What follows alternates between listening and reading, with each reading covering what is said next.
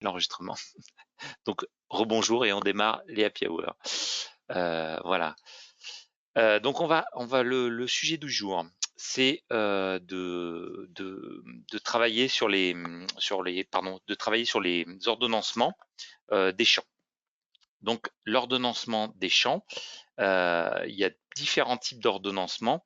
Il y a des ordonnancements qui vont être verticaux, on va dire d'une notion plus naturelle, et il y a un ordonnancement qui peut s'opérer de façon horizontale également pour le positionnement des champs.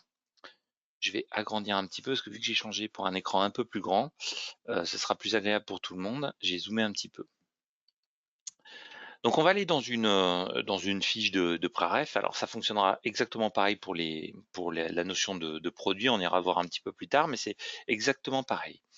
Un formulaire dans OneBase, c'est composé de cette notion-là avec des champs qui sont séparés par ce qu'on appelle des sous-sections.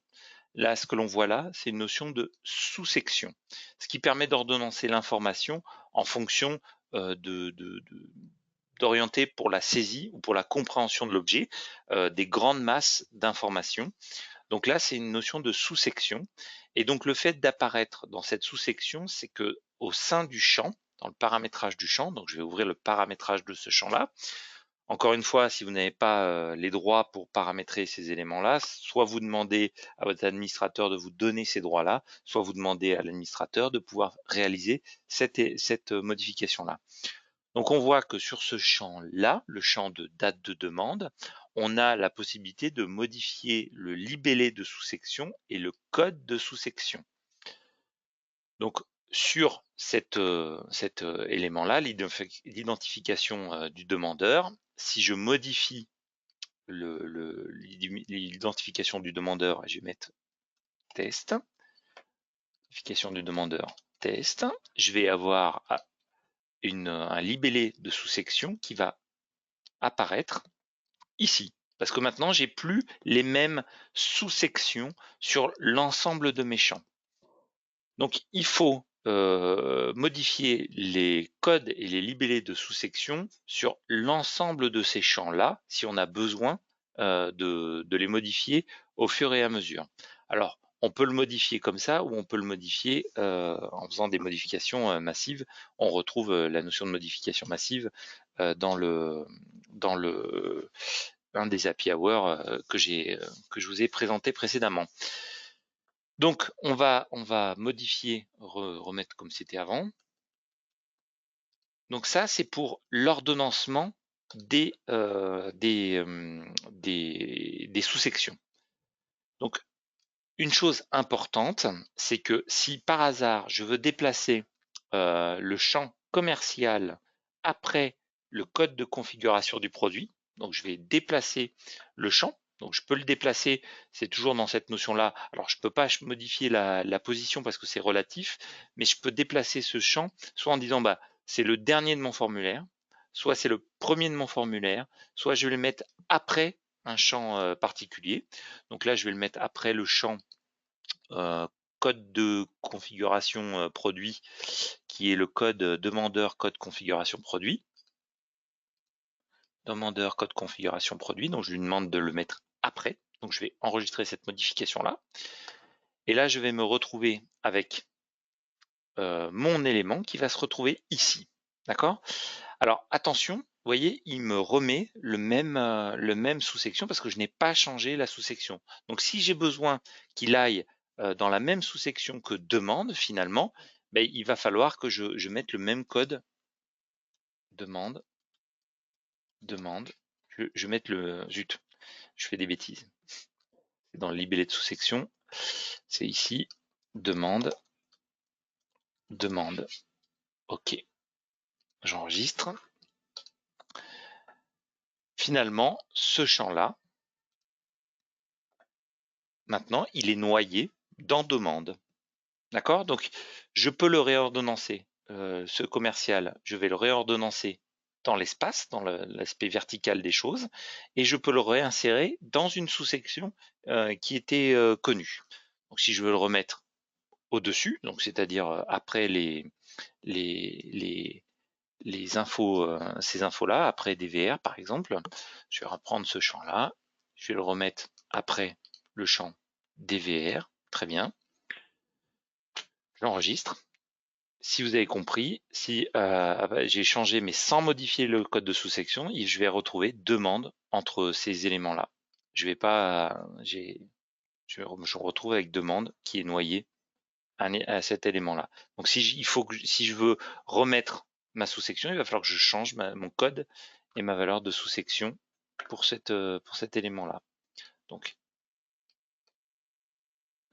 identification demandeur.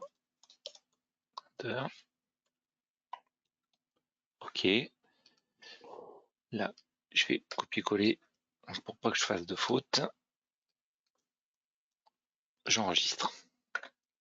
Donc là, je vais me retrouver avec mon élément. Ah, j'ai pas dû mettre le bon code. C'est quoi le code? Ah, c'était identification demandeur.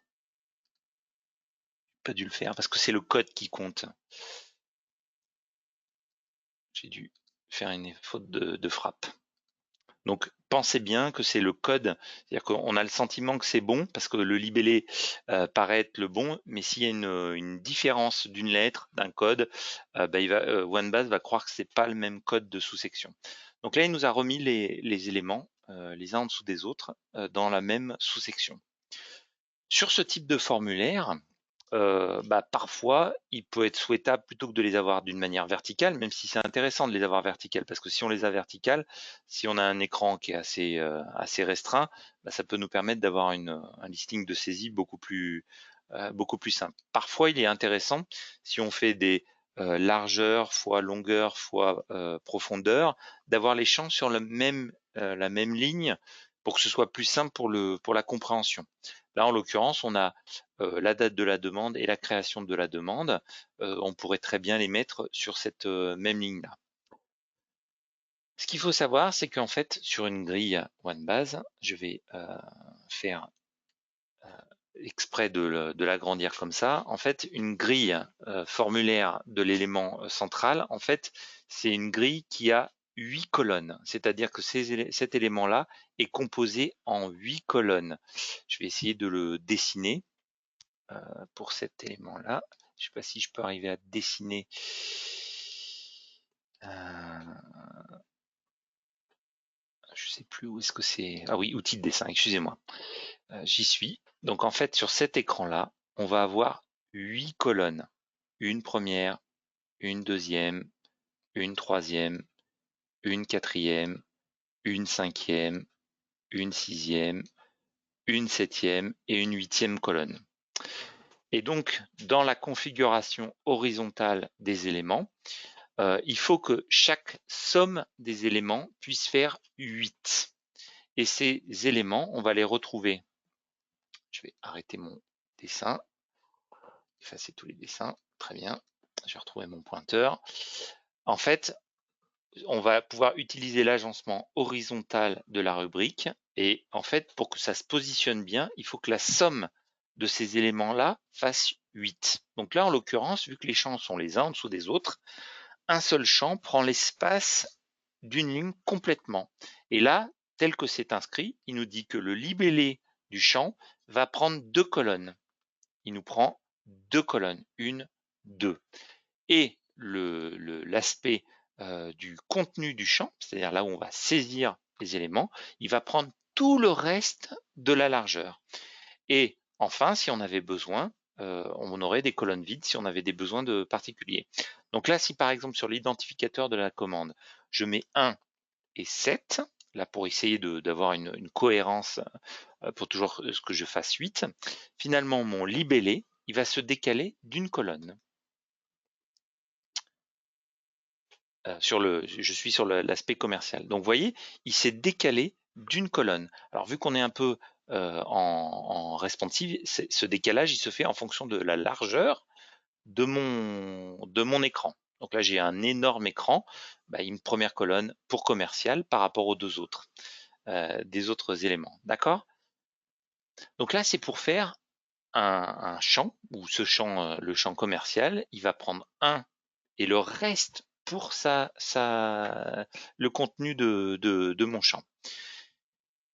Je vais pouvoir restreindre en disant ben, je veux mettre 3 pour l'enregistrement de mon champ. Et par contre, le champ suivant, celui qui est juste après, donc je peux y accéder juste avec fiche suivante, je vais faire de la même façon. C'est-à-dire que je vais mettre 1 et 3, ce qui va faire qu'entre ce champ-là et celui d'avant, bien une somme de 8. Ces deux champs-là vont bien faire une somme de 8. Ce qui va faire en sorte que le champ dépôt demandé va se mettre juste à côté de commercial. Donc là, cette fois, il va nous mettre le premier, 3, 1, 3. À partir du moment où on a finalement une liste de valeurs qui est plutôt restreinte, j'ai peut-être pas besoin de 3 colonnes pour rentrer l'ensemble de ces informations-là.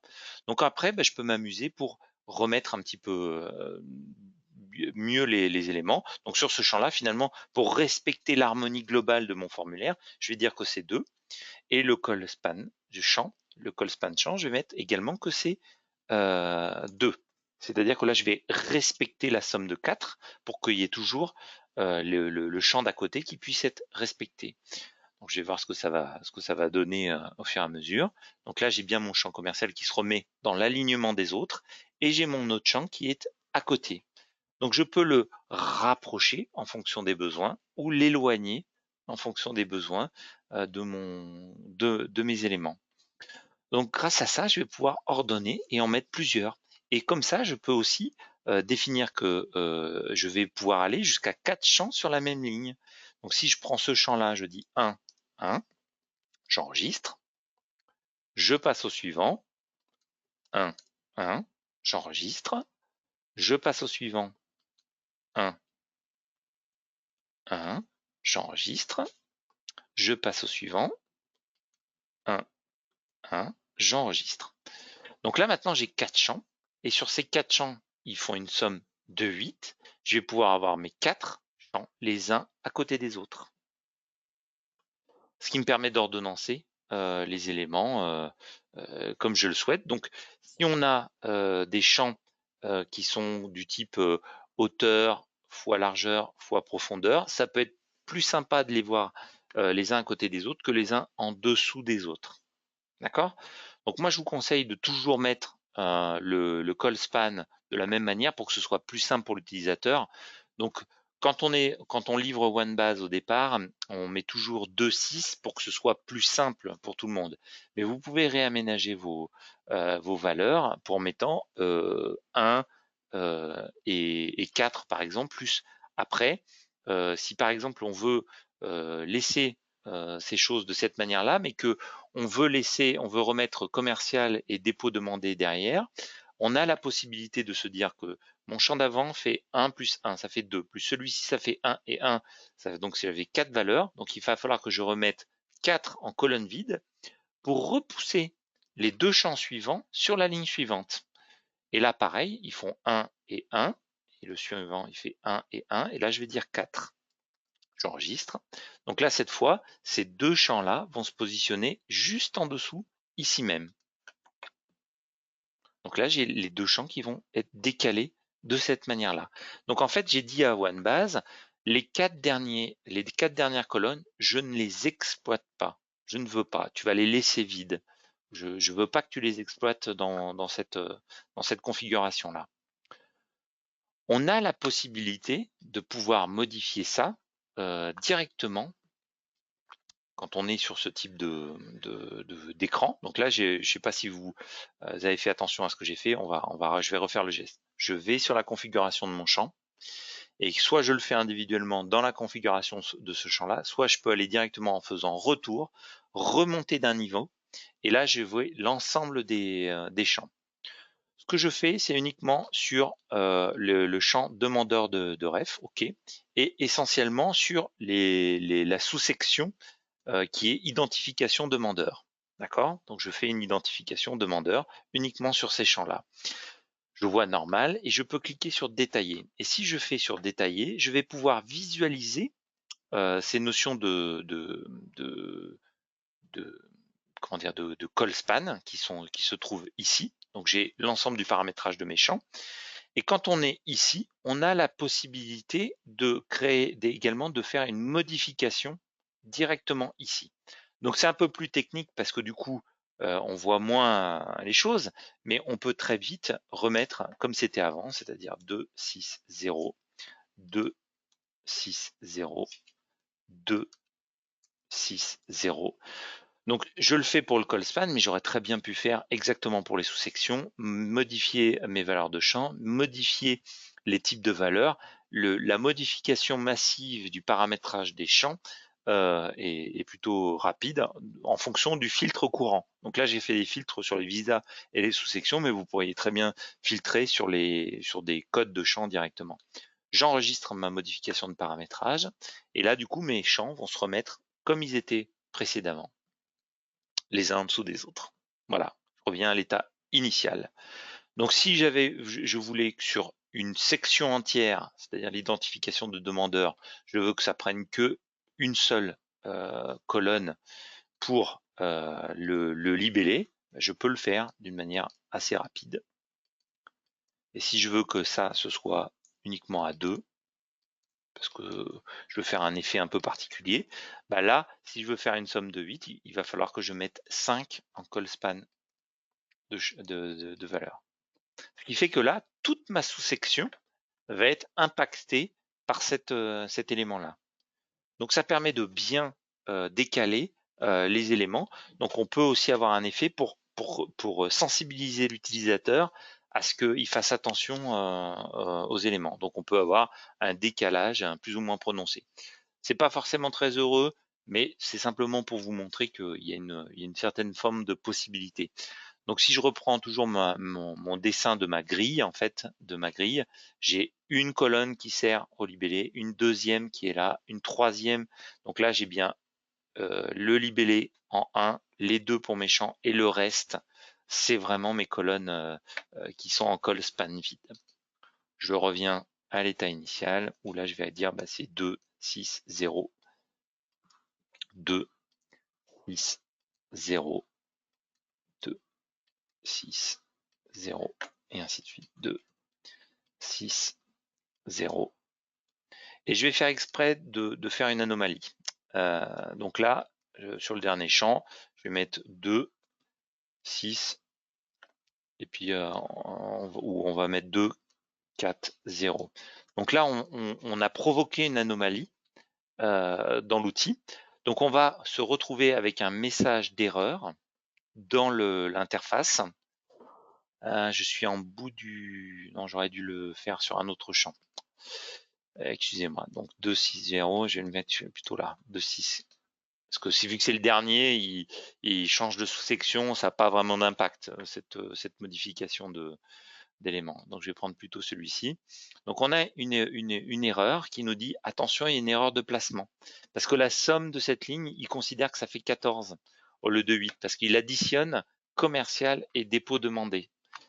Donc, vu qu'il n'a pas détecté que c'était 8, il a additionné l'ensemble des éléments. Donc là, quand c'est comme ça, on va bien évidemment corriger. On ne laisse pas le message d'erreur. Donc, il faut toujours vérifier. Ça peut être le cas quand on supprime un champ alors qu'il était positionné autre que 260. Si on a supprimé ce champ-là, on peut avoir ce type d'erreur. Donc, n'hésitez pas quand vous supprimez un champ à aller vérifier le formulaire pour voir s'il n'y a pas un type d'erreur. Alors, ça provoque pas une anomalie d'enregistrement, ça provoque pas une erreur de fonctionnement, mais par contre, c'est pas très heureux dans le placement des produits. À partir du moment où vous avez vu qu'on pouvait le modifier en masse, donc on peut le modifier toujours ici, mais on peut le modifier également en masse là, on peut aussi importer ces données-là. C'est-à-dire que finalement, le call span fait partie des choses que l'on peut exporter et réimporter directement dans la base. Donc si par exemple, vous avez besoin de rajouter des catégorisations, et pour ces catégorisations-là, vous avez par nécessité, il y a longueur fois largeur. Donc vous savez que longueur fois largeur, vous voulez les mettre à côté, vous allez mettre 2, 2, le champ 2, 2, le champ d'après 2, 2, et pour qu'ils puissent être l'un à côté de l'autre. Et au moment où on va importer, ça sera importé directement suivant cette configuration-là. Donc les positions, les sous-sections et les call spans sont des choses que l'on peut exporter et réimporter dans le paramétrage. Donc si ça vous paraît fastidieux de le faire d'une manière individuelle parce qu'on a énormément de champs, vous pouvez provoquer une extraction de données et ensuite réimporter les données pour que le formulaire soit bien positionné. Et surtout, si on le fait sous Excel, on peut vite s'assurer que la somme fait bien 8 derrière tout ça. Voilà pour le placement. Alors, si on a besoin de déplacer un champ d'un onglet vers un autre onglet, alors là, c'est carrément qu'il va falloir lui changer de visa. D'accord? Donc, le visa est plus fort que la sous-section, qui est plus fort que les placements horizontaux. Donc, si on a besoin que ce champ il aille dans l'onglet fournisseur, il va falloir que je change de visa. Par contre, il va conserver cette sous-section d'identification demandeur. Donc, on aura dans fournisseur une nouvelle sous-section qui s'appellera d'identification du fournisseur. Donc, si on veut le remettre dans catégorie produit, il faudra que je change mon libellé de sous-section. Donc, ça fonctionne pour l'aspect pré-ref, évidemment, mais on a le même élément pour mon formulaire de fournisseur sur une autre type d'entité, c'est-à-dire que j'ai un autre formulaire. Là, si je veux que le CNUF il soit à côté du code SIRET, il suffit de dire que je veux dans les call span qui sont là, je veux que ce soit un 4 par exemple, j'enregistre, et celui d'avant, le champ juste avant, lui il va être on va le laisser à 4 et on va mettre 1. J'enregistre. Je vais me retrouver sur cet élément-là. Alors j'ai pas correctement fait. J'ai fait quoi? J'ai fait 3. Donc ça fait 4 et celui d'après, ça fait. Ah oui, il y en a un de trop. D'accord. Ok, j'enregistre. Voilà. Hop, j'actualise. Et donc j'ai bien retrouvé mes deux champs l'un à côté de l'autre. Donc ça c'est pour l'entité fournisseur, mais ça fonctionnera exactement pareil pour des champs de type produit.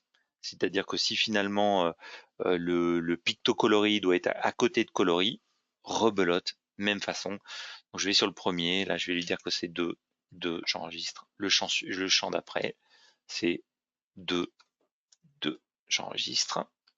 Et là, je vais retrouver mes deux champs l'un à côté de l'autre. Donc bien évidemment, si j'ai défini dans le paramétrage de mon champ une largeur qui est importante, il va pousser cette largeur parce qu'il veut afficher les 100 caractères qui sont en largeur. Donc si je change ce paramètre-là, je vais pouvoir retrouver une largeur qui est plus conforme au reste de mon élément. Voilà cette notion où on va pouvoir réordonnancer nos champs. Donc on peut réordonnancer les champs par rapport aux sous-sections, le positionnement des verticaux les uns par rapport aux autres, dans les onglets grâce au visa, mais également sur le placement horizontal pour simplifier une certaine saisie des informations. Est-ce que vous avez des questions particulières par rapport à ce que je vous ai présenté aujourd'hui? N'hésitez pas à utiliser le chat. Toutes les entités fonctionnent de la même façon. C'est-à-dire que vraiment, si vous êtes sur une entité tarif, si vous êtes sur une entité adhérent, si vous êtes sur une entité X ou Y, vous pouvez avoir la main sur ces éléments-là. C'est important de bien s'en rendre compte.